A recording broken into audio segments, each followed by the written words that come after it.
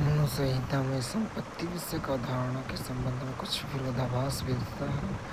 वस्तुतः आरंभिक धर्मसूत्र के लेखकों ने आभूषणों एवं उपहारों पर स्त्रियों का अधिकार माना था। इसके परिणामस्वरूप स्त्री धन की परिकल्पना विकसित हुई। यद्यपि मनु ने भी धर्मसूत्र के लेखकों का मत स्वीकार किया है, परंतु दूसरी तरफ धर्मसूत्र के लेखकों ने स्त्रियों की संपत्ति संबंधी अधिकारों को अस्वीकार कर दिया है। परंतु धर्मशास्त्र के प्रथम लेखक के रूप में मनु की प्रशंसा परंपरा का अतिशय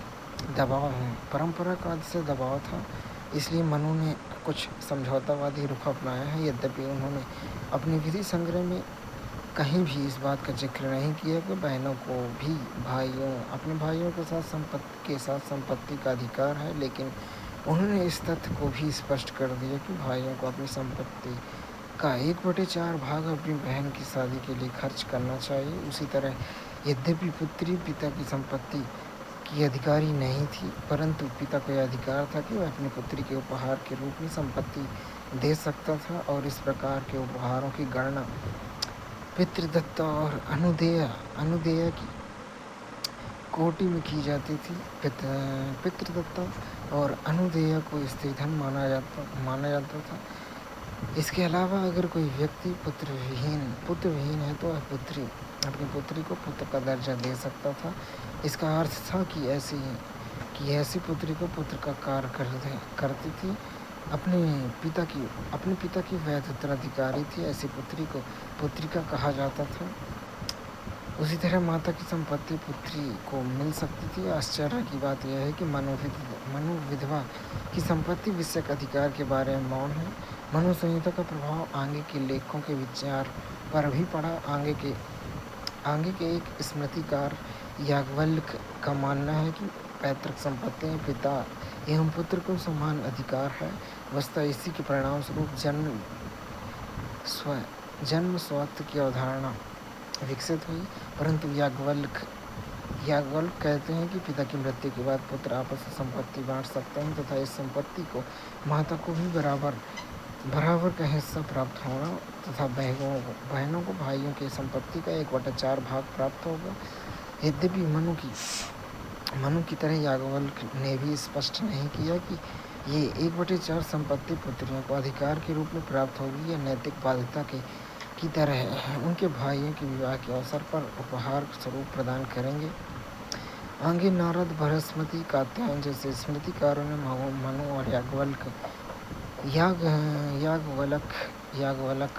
का अनुगमन करते हुए संपत्ति विषयक अवधारणा को स्पष्ट करने की कोशिश की है। जहाँ तक स्त्रियों के उत्तराधिकार और संपत्ति विभाजन का सवाल है, तो उन्होंने भी स्त्रियों के लिए 1/4 संपत्ति को स्वीकार किया है, परंतु उन्होंने भी मनुष्य एवं याज्ञवल्क्य की भांति यह स्पष्ट नहीं किया कि क्या यह संपत्ति स्त्रियों को अधिकार के रूप में प्राप्त होगी। इन स्मृतिकारों ने, विशेषकर कात्यायन ने, स्त्री धन संपत्ति परिकल्पना का विस्तार किया। उन्होंने स्त्री धन के निम्नलिखित मदें शामिल की हैं। अध्याग्नि जो धन स्त्री को विवाह के समय प्राप्त होता था। अर्धवाहिनिकी जो उपहार उसे अपने मायके से पति के घर जाते समय प्राप्त होते थे। पितृदत्ता जो धन उसे पिता के द्वारा प्राप्त होता था। शुल्क जो धन उसे वधू शुल्क के रूप में प्राप्त होता था। अनुदेया जो धन उसे शादी के पश्चात उसके अपने पति के घर वालों से तथा अपने पिता से प्राप्त होता था। सौदायिका यह वह उपहार जो विवाहित स्त्री को अपने पति के घर में या उनकी कुंवारी कन्या को अपने घर से प्राप्त होता था। 10वीं सदी एवं उसके पश्चात संपत्ति विषयक अवधारणा में कुछ मौलिक अंतर देखे गए हैं। 12वीं सदी में दयाभाग और मिताक्षरा स्कूल का विकास हुआ। जिमूत वाहन ने सपिंड संबंध में केवल प्रत्यक्ष उत्तराधिकारी जैसे पुत्री एवं पुत्र, पिता की पुत्री का पुत्र, मामा आदि को शामिल किया जाना चाहिए। उसी तरह मिताक्षरा स्कूल के लेखक विज्ञानेश्वर ने पुत्र विहीन विधवा को यह अधिकार दिया है कि वह अपने पति की संपूर्ण संपत्ति का अधिकार प्राप्त कर सकते हैं। विज्ञानेश्वर ने स्त्री धन की मदों की संख्या में भी वृद्धि की है। उसने उत्तराधिकार से उत्तराधिकार से प्राप्त संपत्ति, विभाजन से प्राप्त संपत्ति सबों को स्त्री धन में शामिल किया है। उनका मानना है कि संतान विहीन स्त्रियों के स्त्री धन पर उनके पति का अधिकार है। इस तरह हम देखते हैं कि पूर्व मध्यकाल तक स्त्रियों की दशा में क्रमिक परिवर्तन हुआ। प्रथमतः वर्ण अवधारणा सदैव ही अधिकांश रूप से सैद्धांतिक प्रतिमान रहा है तथा सभी को समाज का वास्तविक वर्णन नहीं है। प्राचीन भारत के इतिहास के संदर्भ में टिप्पणी कीजिए। वर्ण की अवधारणा धर्म से जुड़ी हुई है। इसके विषय में हमें सूचना धर्मशास्त्र से प्राप्त होती है। सर्वप्रथम ऋग्वेद के पुरुष सूक्त में 4 वर्णों का जिक्र हुआ है, यथा क्षत्रिय, ब्राह्मण, वैश्य, शूद्र। आगे 5वें वर्ण के रूप में छूत भी जुड़ गए हैं। फिर वर्ण को एक पिरामिडनुमा ढांचा का रूप देने का प्रयत्न किया गया, किंतु कालक्रम में वर्ण समाज आदर्श सूचक अवधारणा बनकर रह गई, जबकि जाति एक व्यवहारिक संकल्पना बनकर आई। इसका कारण था आर्थिक और सामाजिक गतिशीलता। वर्ण की संकल्पना जब उभर कर आई थी जब समाज और अर्थव्यवस्था जनजाति समाज में थी। जैसे जैसे कृषि अधिशेष का विकास हुआ तथा अर्थव्यवस्था एवं नगरीकरण अस्तित्व में आया, तो समाज में जटिलता बढ़ती गई। इस जटिल समाज में वर्ण व्यवस्था असंगत होने लगी। इसी क्रम में जाति व्यवस्था अस्तित्व में आई।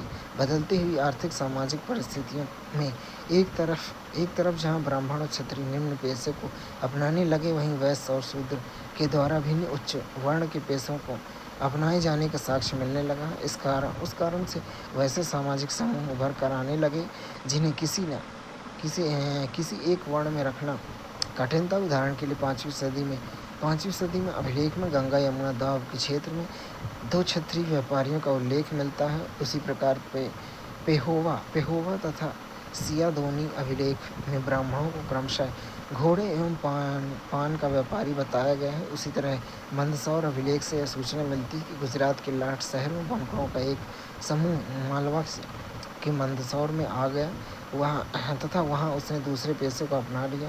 उधर भारतीय समाज में जनजातीय तत्वों का आत्मसातीकरण किया जा रहा था। फिर गुप्तकाल के पश्चात जब गंगा घाटी में व्यापार को धक्का लगा, तो फिर विभिन्न शिल्पी समूह ग्रामीण क्षेत्र में स्थापित होने लगे तथा उन्हें अलग अलग जाति का दर्जा मिला। इस तरह वर्ण भले ही 4 अथवा 5 रहे, परंतु जातियों की संख्या अधिक हो गई। इस तरह हम देखते हैं कि बदलती हुई आर्थिक सामाजिक परिस्थितियों में जाति व्यवस्था सामाजिक सच्चाई के रूप में प्रकट हुई। प्राचीन वर्ण व्यवस्था तभी बनी रह सकती थी जब समाज गतिहीन होता, जो व्यवहार में संभव नहीं था।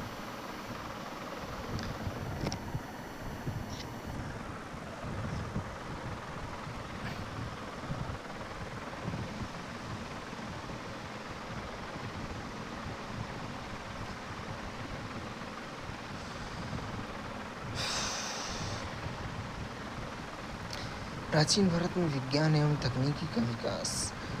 भारतीय भूभाग प्राचीन काल से ही विज्ञान एवं तकनीकी के ज्ञान एवं उसके विकास की आधारभूमि के रूप में रहा है। कुछ पाश्चात्य चिंतकों की इस अवधारणा के विपरीत कि प्राचीन भारत के लोग धर्म एवं अध्यात्म में ही डूबे रहे। वस्तुतः प्राचीन भारत के लोगों ने विज्ञान एवं तकनीकी के क्षेत्र में महत्वपूर्ण उपलब्धि हासिल की। सूक्ष्म अवलोकन के पश्चात यह ज्ञात होता है कि आधुनिक विज्ञान की जननी समझे जाने वाली यूरोप की भूमि अंकगणित तथा बीजगणित के कुछ सूत्रों के ज्ञान हेतु प्राचीन भारतीयों के अन्वेषण की ही ऋणी है। हम यह भी देखते हैं कि सिंधु सभ्यता के काल से ही भारत में विज्ञान की विकसित परंपरा रही है। सिंधु सभ्यता के काल में ही धातु शोधन कार्य, पके हुए ईंटों का प्रयोग, मिट्टी के बर्तन बनाने की कला, मापतौल की प्रणाली विकसित अवस्था में थी। दूसरी तरफ आर्यों को ज्योतिष शास्त्र, खगोल शास्त्र, गणित एवं औषधि शास्त्र के संबंध में अपेक्षाकृत अच्छा ज्ञान था। भारत में पाषाण काल से ही शिल्प एवं तकनीकी का विकास देखने को मिलता है। पूरा पाषाण काल से लेकर नवपाषाण काल तक में ही हथियारों एवं उपकरणों की तरह श्रेणियाँ मिल जाती हैं, क्योंकि इस काल में करोड़ उपकरण की तुलना में शल्क उपकरण की प्रधानता बढ़ती दिखती है। फिर नवपाषाण काल में पॉलिशदार पत्थर के उपकरण के प्रयोग होने लगा। शिल्पों का विकास मृत भांडों के निर्माण में भी देखने को मिलता है। नवपाषाण काल से ही मृत भांडों का निर्माण आरंभ हो गया था। फिर हड़प्पा तथा विभिन्न ताम्रपाषाण कालिक संस्कृतियों में मृत भांडों का निर्माण व्यापक रूप में देखा जा सकता है। विशेषकर मालवा संस्कृति तो मृत भांडों की विशेषता के लिए ही जानी जाती है। हड़प्पा काल में ही शिल्पों के विकास का निश्चित स्तर प्राप्त कर चुका था। हड़प्पा सभ्यता शिल्पों के विकास में एक उन्नत स्तर को दर्शाती है। इस काल में मानक मोहरों, उपकरणों, मृत भांडों का प्रयोग हुआ। उसी प्रकार ताम्र एवं कांस्य प्रगलन विधि का विकास भी शिल्प विकास के उच्च स्तर को दर्शाता है। भारतीय इस्पात पूरी दुनिया में बेजोड़ माना जाता था।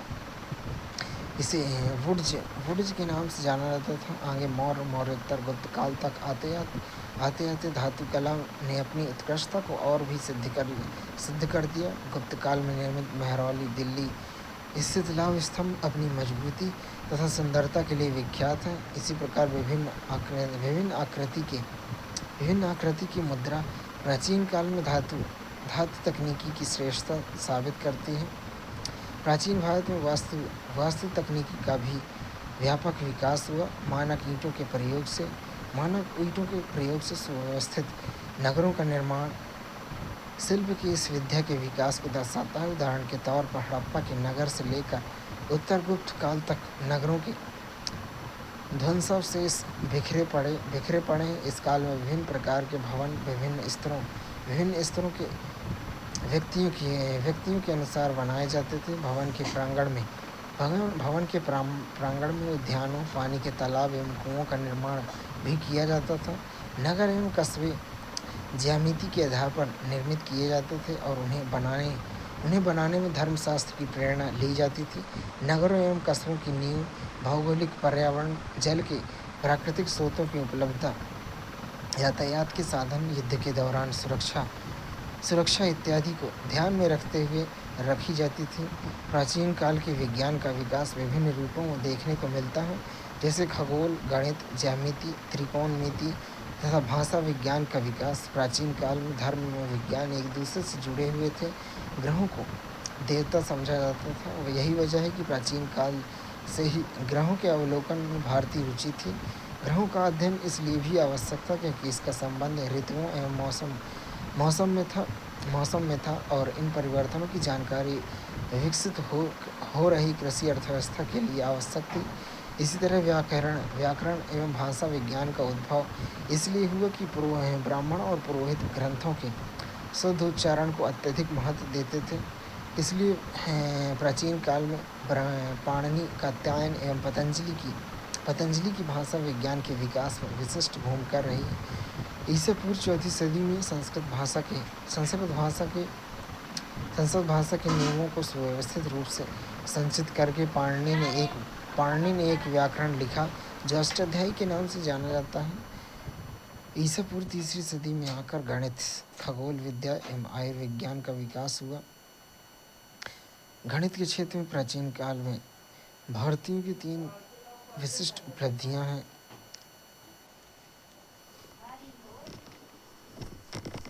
हाँ हाँ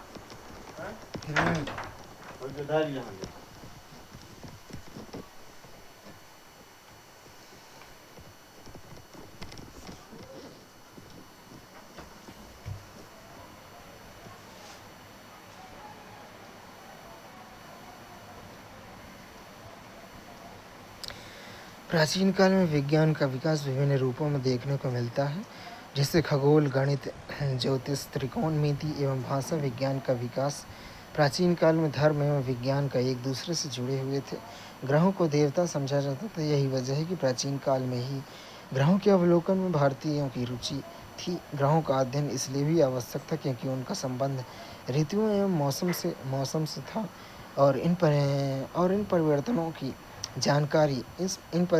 जानकारी विकसित हो रही कृषि अर्थव्यवस्था के लिए आवश्यक थी।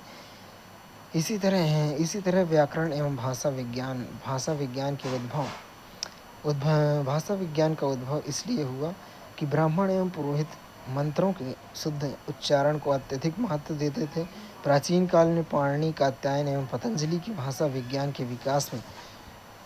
विज्ञान में विशिष्ट भूमिका रही। ईसा पूर्व चौथी सदी में संस्कृत भाषा के नियमों को सुव्यवस्थित रूप से संचित करके पाणिनि ने एक व्याकरण लिखा जो अष्टाध्यायी के नाम से जाना जाता है। ईसा पूर्व तीसरी सदी में आकर गणित, खगोल विद्या और आयुर्विज्ञान का विकास हुआ। गणित के क्षेत्र में प्राचीन काल में भारतीयों की 3 विशिष्ट उपलब्धियां हैं: अंकन पद्धति, दशमलव पद्धति, शून्य का प्रयोग। हड़प्पा सभ्यता में ईंटों को देखने से पता चलता है कि पश्चिमोत्तर भारत के लोगों ने मापन एवं ज्यामिति का अच्छा ज्ञान था। बाद में वैदिक लोगों ने इस ज्ञान से लाभ उठाया होगा, जो ईसा की पूर्व के 5वीं सदी के आसपास शल्ब सूत्र में दिखाई देता है। इन महान गणितज्ञों ने अनेक ऐसे आविष्कार किए इनका ज्ञान यूरोपीय देशों को पुनर्जागरण के बाद ही हुआ। भारतीय गणितज्ञों ने वर्गमूल, घनमूल की प्रणालियों को भी विकसित किया है। दशमलव पद्धति के प्रयोग का सबसे पुराना उदाहरण ईसा की 5वीं सदी के आरंभ का है। भारतीय अंकन पद्धति को अरबों ने अपनाया, पश्चिमी दुनिया में फैलाया। भारत में अंग्रेजी में भारतीय अंकमाला को अरबी कहते हैं, परंतु अरब लोग इसे हिंदसा कहते हैं। पश्चिम में इस अंकमाला का प्रचार होने के सदियों पहले भारत में इसका प्रयोग अशोक के अभिलेखों में पाया गया है, जो ईसा पूर्व तीसरी शताब्दी का है। इसी तरह दशमलव पद्धति का प्रयोग सबसे पहले भारतीयों ने किया। प्रख्यात गणितज्ञ आर्यभट्ट इससे परिचित थे। चीनी लोगों ने यह पद्धति बौद्ध धर्म प्रचारकों से सीखी। पश्चिमी जगत को यह ज्ञान अरबों से मिला। शून्य का आविष्कार भारतीयों ने ईसा पूर्व दूसरी सदी में किया। जब से इसका आविष्कार हुआ, भारतीय गणितज्ञ इसे एक पृथक अंकन समझने लगे हैं और इस रूप में इसका प्रयोग अंक गणना में होने लगा है।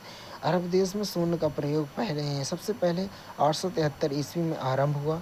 अरबों ने इसे भारत से सीखा और यूरोप में फैलाया। इसी तरह बीज गणित में भारतीयों और यूनानियों दोनों का योगदान रहा है परंतु पश्चिमी यूरोप में इसका ज्ञान यूनान से नहीं बल्कि अरब से मिला, जो भारत से प्राप्त था। प्राचीन काल में खगोल शास्त्र में आर्यभट्ट और वराहमिहिर 2 महान विद्वान हुए हैं। आर्यभट्ट ने बेबीलोनियाई पद्धति से ग्रह नक्षत्र की स्थिति गणना की। उन्होंने चंद्रग्रहण, सूर्यग्रहण जैसे खगोलीय घटना का पता लगाया। उन्होंने अनुमान के आधार पर पृथ्वी का मान निकाला, जो आज भी शुद्ध माना जाता है। उन्होंने बताया कि सूर्य स्थिर है परंतु पृथ्वी घूमती है। आर्यभट्ट ने अपने इस सिद्धांत को अपनी पुस्तक आर्यभट्टीय में स्थान दिया। वराहमिहिर की सुविख्यात कृति बृहद संहिता 6ठी सदी में लिखी गई। वराहमिहिर ने बताया कि चंद्र पृथ्वी का चक्कर लगाता है। भारतीय खगोल शास्त्रियों ने यूनानियों के ज्ञान से लाभ उठाया और उन्होंने इस ज्ञान को आगे बढ़ाया और ग्रहों की गति के आकलन में इस ज्ञान का प्रयोग किया। प्राचीन भारत में भौतिक शास्त्र धर्मों एवं धार्मिक सिद्धांत से प्रभावित था। भौतिक शास्त्र की मान्यताएं एवं परिभाषाएं भी संप्रदायगत थीं, जो एक दूसरे से भिन्न थीं। करीब समस्त धर्मों का विश्वास था कि विश्व की सृष्टि विभिन्न तत्वों से हुई है, जैसे पृथ्वी, जल, वायु, आकाश। अधिकांश धार्मिक संप्रदायों की मान्यता थी कि जितने तत्व हैं उतने ही प्रकार के परमाणु हैं। परमाणु मिलकर अणु का निर्माण करते हैं। इन अणुओं को वैशेषिक तो अग्निश्वर मानते हैं। वैसे सिख तो अग्निश्वर मानते हैं, जबकि बौद्ध बौद्ध उन्हें प्रकृति का एक अंग मानते हैं, जो चक्र के रूप में प्रकट होते हैं और फिर गायब हो जाते हैं। प्राचीन काल में रसायन शास्त्र एवं धातु शोधन शोधन के क्षेत्र में भी प्रगति दिखती है। 2500 ईसा पूर्व में ही हड़प्पा सभ्यता में तांबे एवं कांसे को शुद्ध करने की प्रक्रिया विकसित हो चुकी थी। वैदिक युग में भी पशुओं की खाल से चमड़ा बनाया जाता था। अजंता तथा एलोरा के मनोहारी तथा चटक रंगों को देखकर अनुमान लगाया जा सकता है कि भारतीय शिल्पी रंगों को तैयार करने में कितने दक्ष थे, क्योंकि इतने दिनों बाद भी इन रंगों में परिवर्तन नहीं हुआ। इसी समय नील का भी विकास हुआ। भारतीय धातुकारों ने ही सबसे पहले इस्पात का निर्माण किया। सुल्तानगंज से प्राप्त कांसे की बुद्ध प्रतिमा एवं मेहरौली से प्राप्त लौह स्तंभ धातु कला के उदाहरण हैं। प्राचीन भारत में शरीर रचना विज्ञान का भी विकास हुआ। अथर्ववेद में ही अतिसार, ज्वर, जलोदर आदि रोगों का आदि रोग तथा उसके निदान की चर्चा मिलती है। चिकित्सा के साथ जादू टोना एवं और तंत्र मंत्र का भी बल दिया जाता है। ईसा की दूसरी सदी में दो महान चिकित्सक सुश्रुत और चरक थे। शल्य चिकित्सा के विकास का श्रेय सुश्रुत को दिया जाता है। सुश्रुत संहिता में पथरी, मोतियाबिंद तथा अन्य कई बीमारियों का उपचार बताया गया है तथा आहार एवं सफाई के महत्व को भी बताया गया है। चरक संहिता भारतीय चिकित्सा शास्त्र का विश्वकोश है। इसमें यक्षमा, कोढ़, मिर्गी, ज्वर आदि के उपचार बताए गए हैं, किंतु आश्चर्य है कि चरक को संक्रामक रोगों से संबंधित जानकारी नहीं थी। चिकित्सा विज्ञान को विभिन्न शासकों द्वारा ही संरक्षण दिया जाने के साक्ष्य मिलते हैं। मौर्य सम्राट अशोक के द्वितीय शिलालेख में राजकीय चिकित्सा का प्रारंभ प्रकट होता है। राजकीय आदेश के अनुसार प्रत्येक चिकित्सक गांवों की सेवा करता था और पशु चिकित्सक अधिकारी राजा के हाथियों एवं घोड़ों की चिकित्सा करते थे। दक्षिण भारत में संगम साहित्य में दवाखानों एवं बाह्य रोगियों के उपचार के पर्याप्त प्रमाण मिलते हैं। इस प्रकार हम देखते हैं कि प्राचीन काल में विज्ञान एवं प्रौद्योगिकी उन्नत अवस्था में था।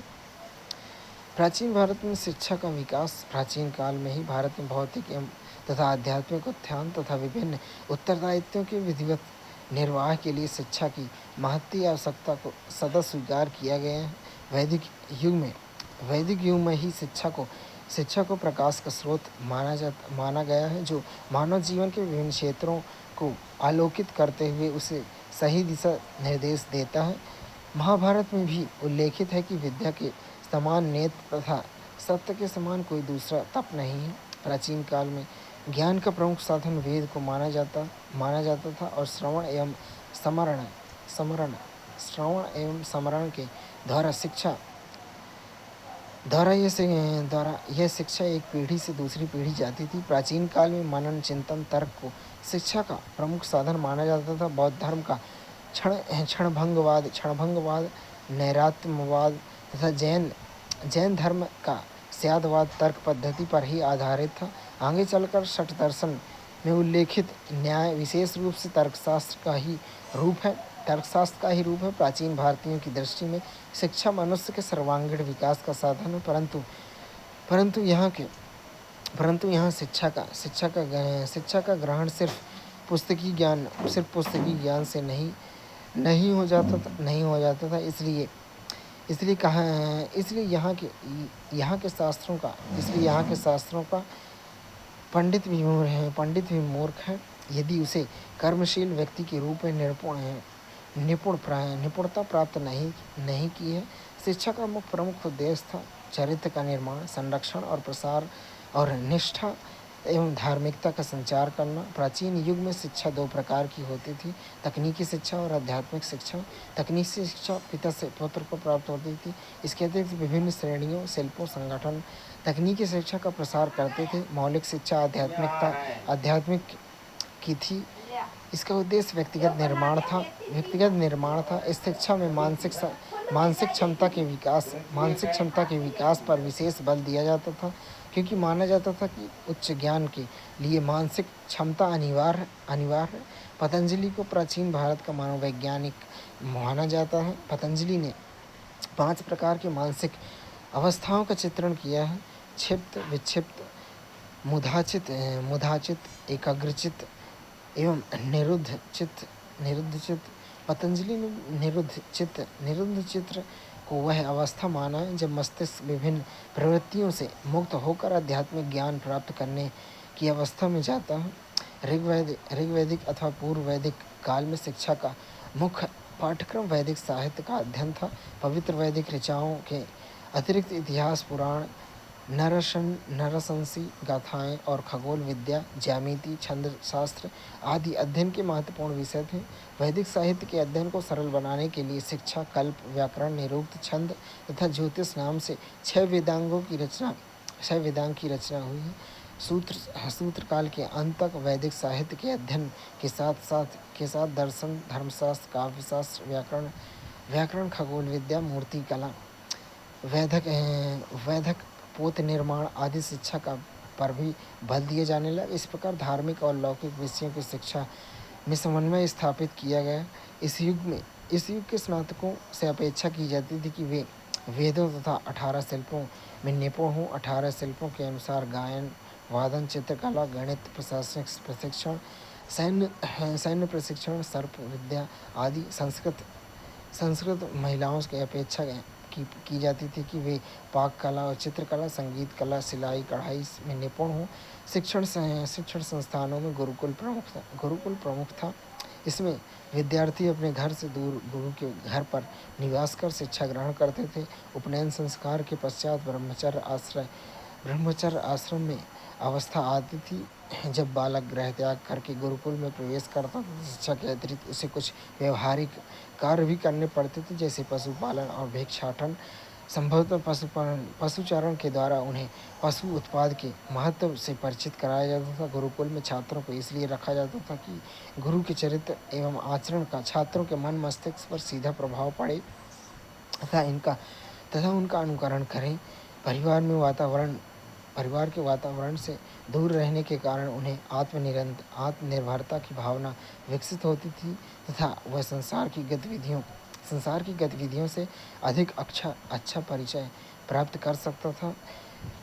उसमें अनुशासन की प्रवृत्ति का भी उदय होता था। उच्च शिक्षा और शोध कार्य के लिए कुछ संघ एवं परिषद भी कार्यरत रहे थे।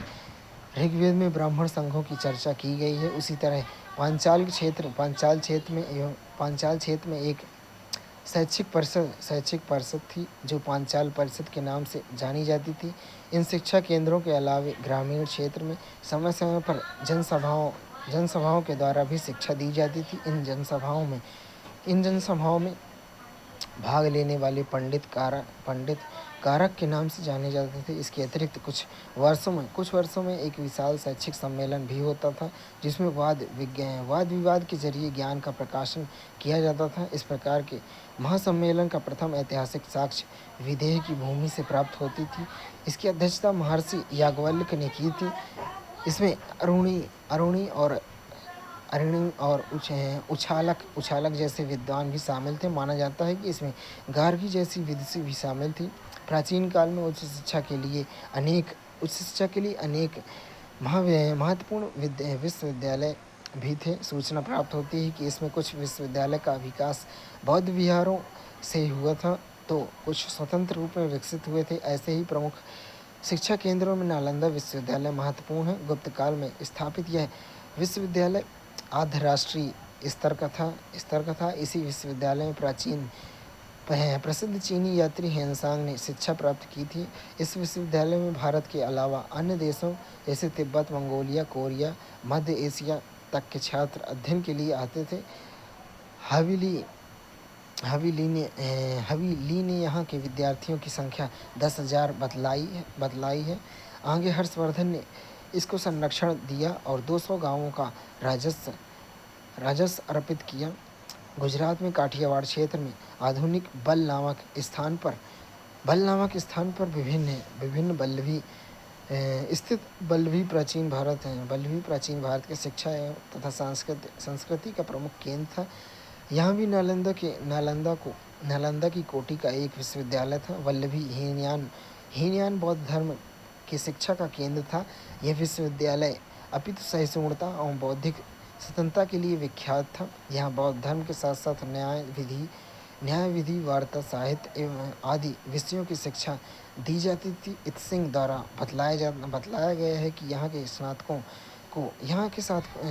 को प्रशासनिक पदों पर नियुक्त किया जाता था। इसी तरह पाल शासकों के समय विक्रमशिला बौद्ध शिक्षा का महान केंद्र था। उज्जैन बनारस के साथ तक्षशिला भी शिक्षा का महत्वपूर्ण केंद्र था। तक्षशिला में धर्मनिरपेक्ष शिक्षा दी जाती थी तथा गणित, चिकित्सा शास्त्र और खगोल विज्ञान के अध्ययन पर विशेष बल दिया जाता था।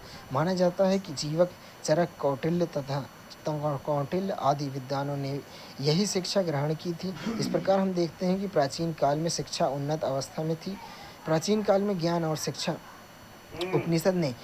उपनिषद ने ज्ञान को परिभाषित करते हुए घोषित किया कि सा विद्या या विमुक्त। इसका अर्थ है कि ज्ञान वह होता है जो लोगों को मुक्ति देता है। यह प्रकाश एवं शक्ति का स्रोत है।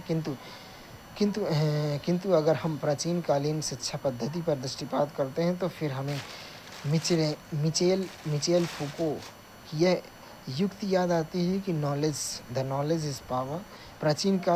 कालीन चिंतकों ने भी यह घोषित किया है कि बुद्धिर्स्य बलस्य बलमतस्य अर्थात जिसके पास बुद्धि है उसके पास बल है।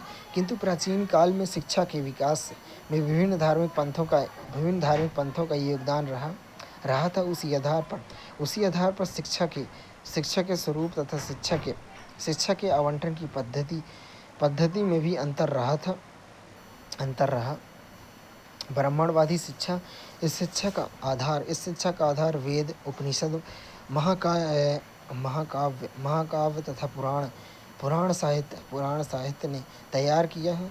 इस शिक्षा पद्धति का बल शारीरिक, मानसिक, आध्यात्मिक विचारों के विकास पर रहा था। किंतु यह शिक्षा पद्धति विषमतामूलक एवं भेदभावपूर्ण रही थी। आरंभिक ब्राह्मण शिक्षा केंद्र जंगलों में स्थित थे तथा राष्ट्रीय संरक्षण से चलते थे। अंततः ये जनसामान्य से कटे हुए थे। प्राचीन कथाओं में एकलव्य एवं कर्ण की कथा ये दर्शाती है कि निम्न जाति के लोगों को यह शिक्षा उपलब्ध नहीं थी। उसी प्रकार ब्राह्मणवादी शिक्षा पद्धति के अंतर्गत महिलाओं के साथ भेदभावपूर्ण व्यवहार किया जाता था। यद्यपि वैदिक युग में अपाला घोषा, लोपामुद्रा,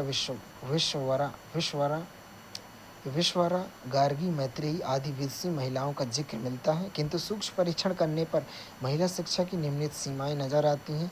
ये महिलाएं उच्च कुल से संबंधित हैं। उन्हें अपने समय में अपवाद के रूप में लिया जाना चाहिए। अंत में एक सीमा से अधिक उन्हें ज्ञान प्राप्त नहीं हो सकता था। उदाहरण के लिए एक वाक युद्ध के क्रम में याज्ञवल्क्य ने मैत्रेय को डांट कर चुप कर दिया। किंतु इसके समानांतर गैर ब्राह्मणवादी शिक्षा केंद्र यथा बौद्ध और जैन केंद्रों के द्वारा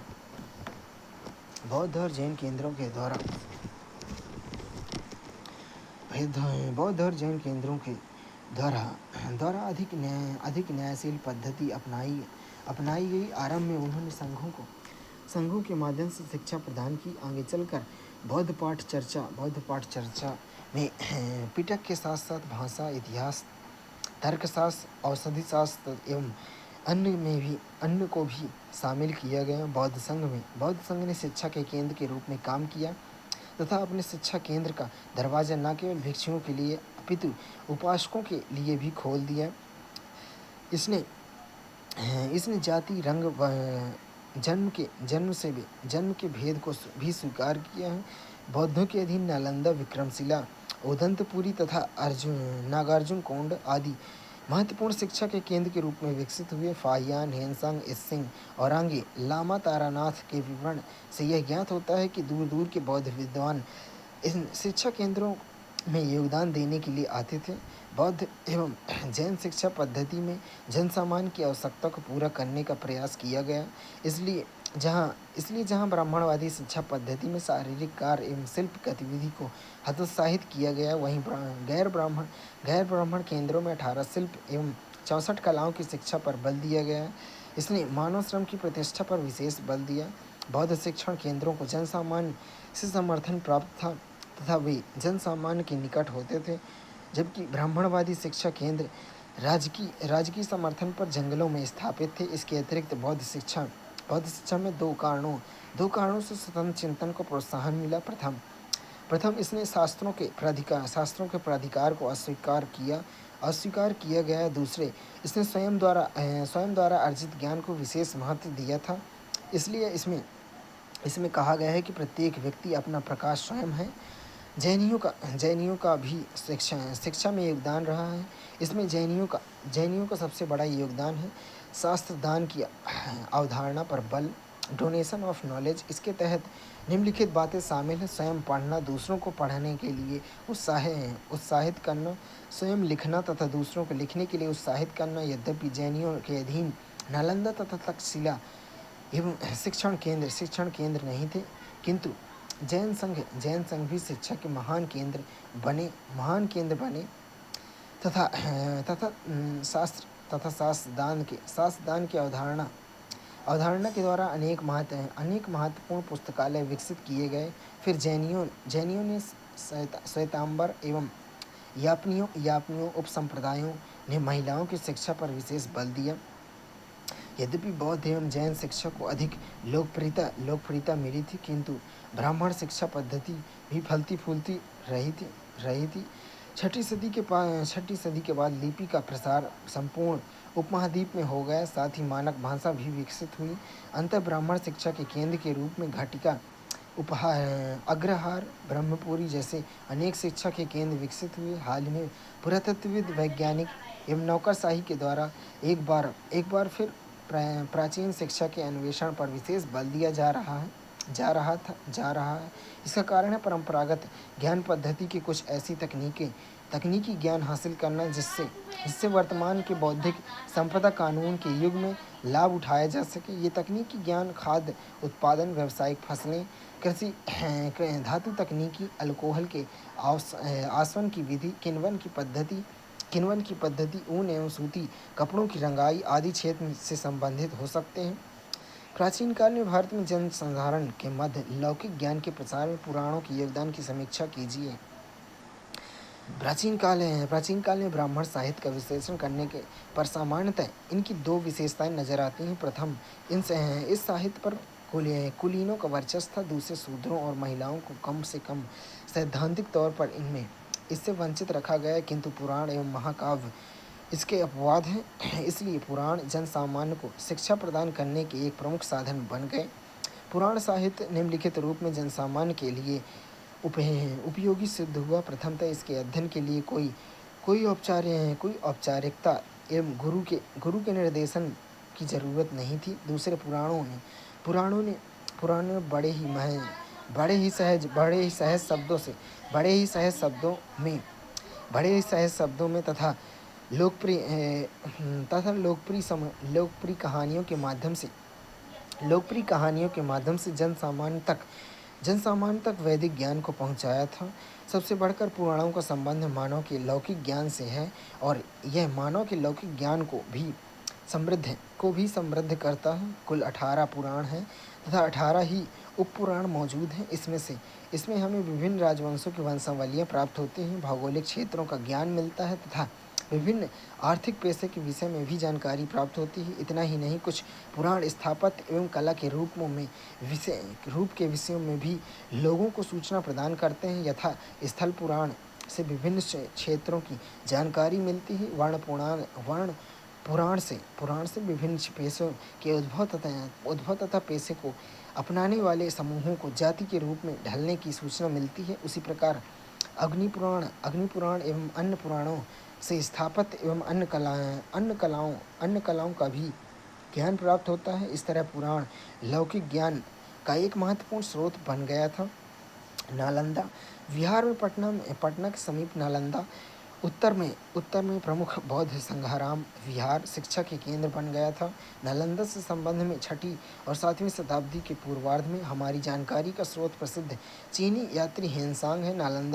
वह नालंदा में 3 वर्ष रहा था और एक अन्य चीनी यात्री सिंह ने वहाँ उसी शताब्दी के उत्तरार्ध में बिहार में 10 वर्ष बिताए थे।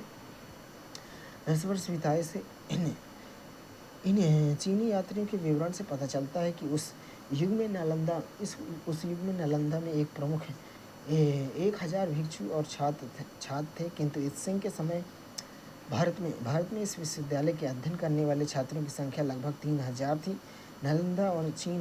नालंदा में चीन तथा दक्षिण पूर्व एशिया के भी छात्र अध्ययन करने के लिए आया करते थे। नालंदा में की गई खुदाई से पता चलता है कि वहाँ सुनियोजित निर्मित मठ और मंदिर थे। नालंदा विश्वविद्यालय बौद्धों के दान में मिले गायों की आय से ही चलता था। इस प्रकार शिक्षकों और छात्रों को अधिकांश सुविधाएं गाँवों की ही आय से प्राप्त होती थी। नालंदा विश्वविद्यालय में अध्ययन के लिए प्रवेश पाना बड़ा कठिन था। यहाँ अध्ययन के लिए देश के विभिन्न भागों से तो छात्र आते ही थे, देश के बाहर से भी आते थे। छात्र अतिथिशाला में रहते थे। अपनी विद्वता के लिए प्रसिद्ध अध्यापक छात्रों से वार्तालाप किया करते थे और इसी क्रम में वे छात्रों के मानसिक गुणों, आचरण और जीवन पद्धति की जानकारी प्राप्त कर लेते थे। विश्वविद्यालय और अतिथिशाला दोनों में दिनचर्या बहुत व्यवस्थित और नियमित थी।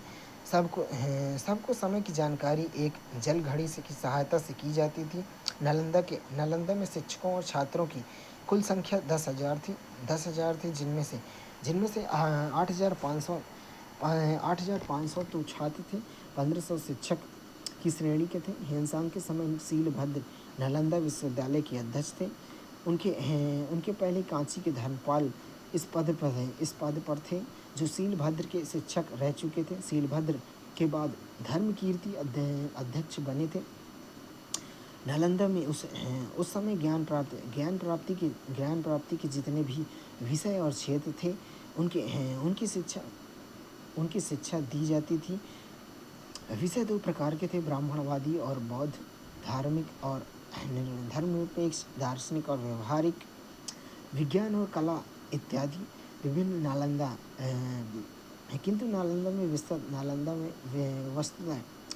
वस्तुतः अधिक जोर 18 पंथों, वेदों और अन्य ग्रंथों हेतु विद्या, शब्द विद्या, अर्थ विद्या, संख्या और संस्कृत व्याकरण इत्यादि के साथ साथ महायान पर बल दिया जाता था। अध्ययन के समापन के बाद उपाधि प्रदान की जाती थी। उपाधियाँ योग्यता और सामाजिक स्थिति दोनों के आधार पर दी जाती थी। बताया जाता है कि पुस्तकालय एक विस्तृत क्षेत्र में अवस्थित था और इसे काव्यमय नाम दे दिया गया था। धर्मनन पुस्तकालय के 3 बड़े भवन थे, जिसके नाम से रत्नसागर, रत्नोदधि, रत्नरंजक, जिनमें से रत्नसागर 9 मंजिला था। इसमें से पांडुलिपियाँ और दुर्लभ कृतियाँ संग्रहित थीं, जैसे कि प्रज्ञा पारमिता सूत्र इत्यादि।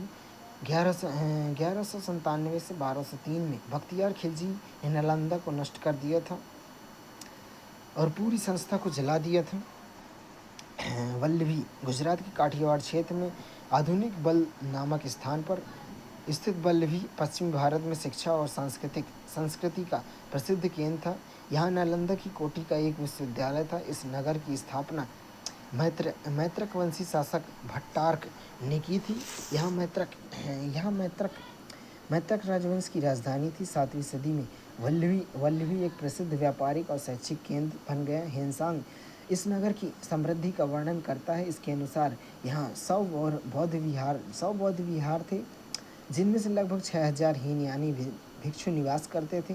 वल्लभी हीनयान बौद्ध धर्म की शिक्षा का प्रमुख केंद्र था।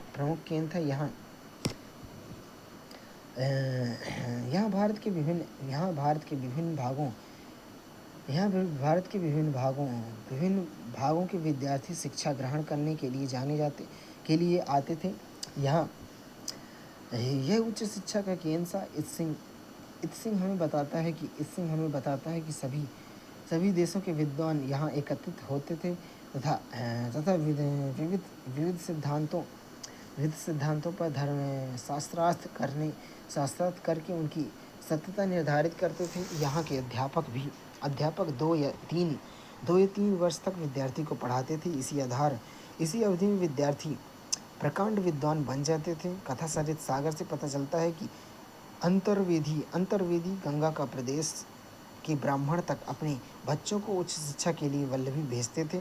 वल्लभी विश्वविद्यालय अपनी सहिष्णुता तथा बौद्धिक स्वतंत्रता के लिए विख्यात था। बौद्ध धर्म के साथ साथ यहाँ न्याय, विधि, वार्ता, साहित्य विषयों के उच्च शिक्षा की भी उत्तम व्यवस्था थी।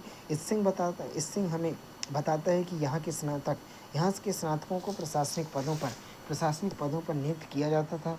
यह तभी संभव था जब पाठ्यक्रम में धर्म के अतिरिक्त लौकिक विषय भी शामिल रहे हों।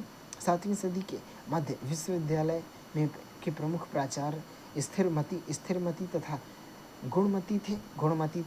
धारसेन प्रथम के लेख से पता चलता है कि उसने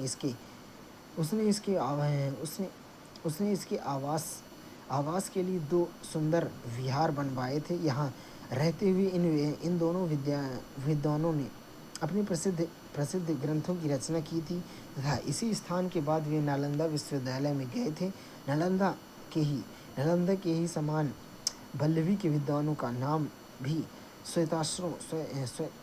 श्वेताक्षरों में विश्वविद्यालय के तोरणों पर अंकित किया गया था।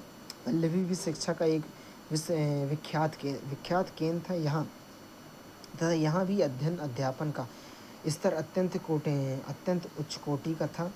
इन विश्वविद्यालयों के आचार्यों तथा परीक्षित होने के बाद ही विद्वानों को अपने सिद्धांतों की सत्यपरकता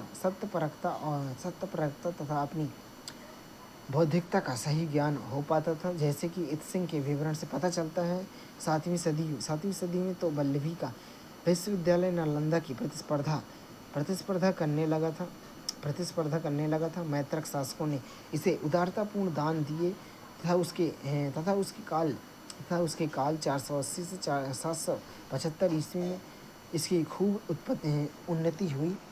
राजकीय संरक्षण के साथ साथ विश्वविद्यालय को नगर के प्रसिद्ध व्यापारियों तथा व्यवसायियों से भी प्रचुर दान मिला। यहाँ के उत्कीर्ण छात्र या तो राजकीय पदों पर नियुक्त पाते अथवा उन्हें अपना जीवन यापन करने के लिए नियमित आर्थिक सहायता प्रदान की जाती थी। 8वीं शताब्दी में अरब आक्रमण से विश्वविद्यालय की प्रगति कुछ काल के अवरुद्ध हो गई, किंतु पुनः जब शांति की स्थापना हुई तो मैत्रकों के उत्तराधिकारियों ने विश्वविद्यालय को संरक्षण एवं सहायता प्रदान किया। 12वीं सदी के अंत तक शिक्षा के केंद्र के रूप में वल्लभी की ख्याति बनी रही तथा देश के विभिन्न भागों में विद्यार्थी ज्ञानार्जन के लिए यहाँ आते रहे। विक्रमशिला बिहार प्रांत के भागलपुर जिले में स्थित विक्रमशिला नालंदा के ही समान एक अंतर्राष्ट्रीय ख्याति प्राप्त शिक्षा का केंद्र रहा। विक्रमशिला के महाविहार की स्थापना पाल नरेश धर्मपाल 775 से 800 ईस्वी ने करवाई थी। उसने यहाँ मंदिर तथा मठ बनवाए तथा उन्हें उदारतापूर्वक अनुदान दिया।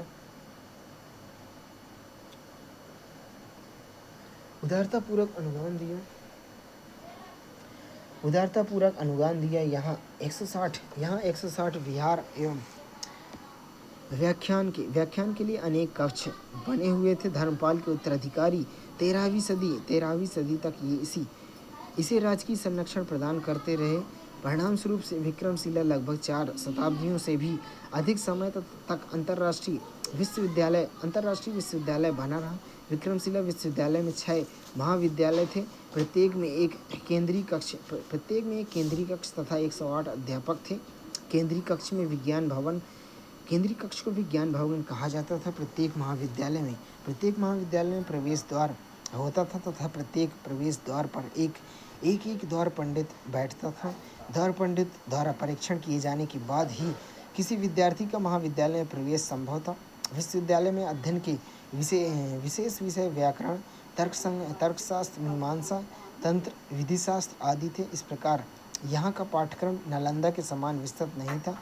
आचार्यों में दीपांकर श्रीज्ञान का नाम सर्वाधिक उल्लेखनीय है। जो इस विश्वविद्यालय के कुलपति थे वे हीनयान, महायान और वैशेषिक तथा तर्कशास्त्र के विद्वान और तिब्बती बौद्ध धर्म के महान लेखक थे। 12वीं सदी में अभयंकर गुप्त यहाँ के आचार्य थे। वे तंत्रवाद के महापंडित थे। तिब्बती तथा संस्कृत में उन्होंने कई ग्रंथ लिखे। अन्य विद्वानों में ज्ञानपाद, वैरोचन, रक्षित, जेतारी, रत्नाकर, शांति, ज्ञानश्री, मित्र, रत्नवज्र, तथागत, रक्षित आदि के नाम प्रसिद्ध है। 12वीं सदी में लगभग 3,000 विद्यार्थी यहाँ शिक्षा ग्रहण करते थे। इसमें अधिकांश तिब्बती छात्रों के आवास के लिए विश्वविद्यालय में एक विशिष्ट अतिथि गृह बनवाया गया था। यहाँ एक संपन्न तथा विशालकाय पुस्तकालय भी था। विश्वविद्यालय का प्रबंध चलाने के लिए मुख्य संध्याध्यक्ष की देखरेख में एक परिषद थी, जिसके सदस्य विभिन्न प्रशासनिक कार्यों जैसे कि नवागंतुकों को दीक्षित करने, नौकरों की व्यवस्था तथा उनकी देखभाल, खाद्य सामग्री तथा ईंधन की आपूर्ति, मठ के कार्यों का आवंटन आदि को संपन्न किया करते थे। शैक्षिक अवस्था 6 द्वार पंडितों की समिति द्वारा ही संचालित होती थी। इस समिति का भी एक अध्यक्ष होता था। कालांतर में विक्रमशिला विश्वविद्यालय की प्रशासनिक परिषद ही नालंदा विश्वविद्यालय का भी कार्य देखने लगी। विक्रमशिला विश्वविद्यालय के पाठ्यक्रम की अवधि के विषय में हमें पता नहीं है। मात्र यह ज्ञात होता है कि यहाँ के स्नातकों को अध्ययनोत्तरांत पाल शासकों द्वारा उपाधियाँ प्रदान की जाती थी। इस प्रकार विक्रमशिला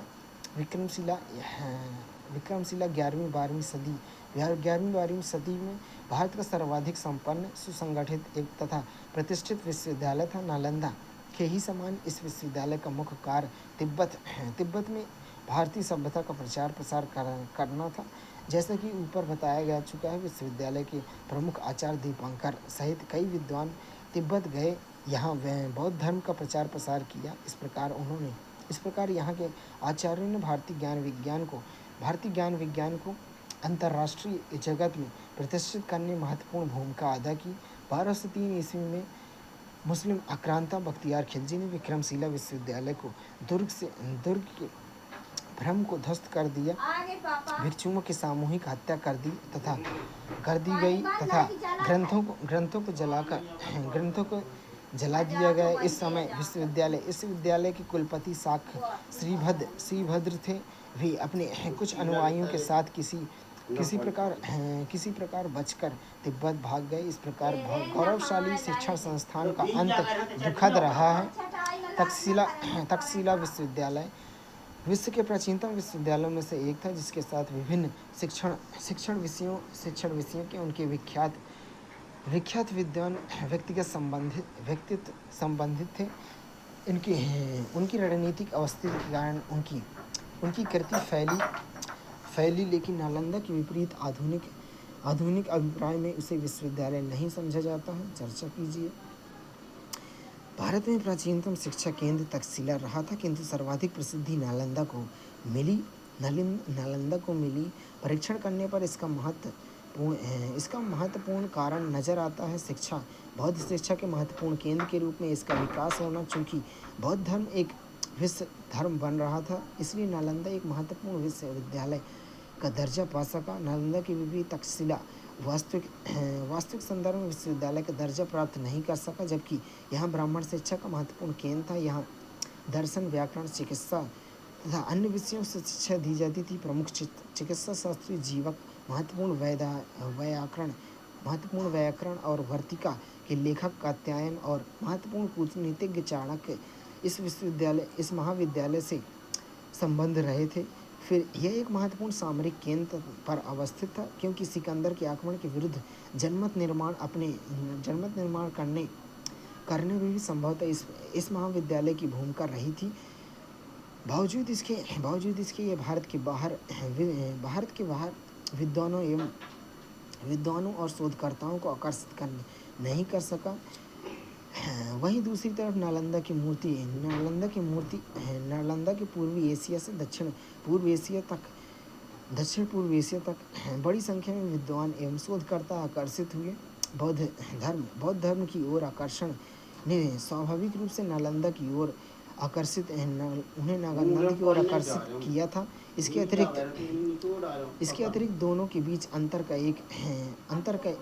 एक दूसरा बिंदु यह था कि नालंदा विश्वविद्यालय में एक अनुशासित एवं उत्कृष्ट पाठ्यक्रम लागू किया गया था, जबकि तक्षशिला महाविद्यालय में कोई स्पष्ट पाठ्यक्रम लागू नहीं किया जाता था।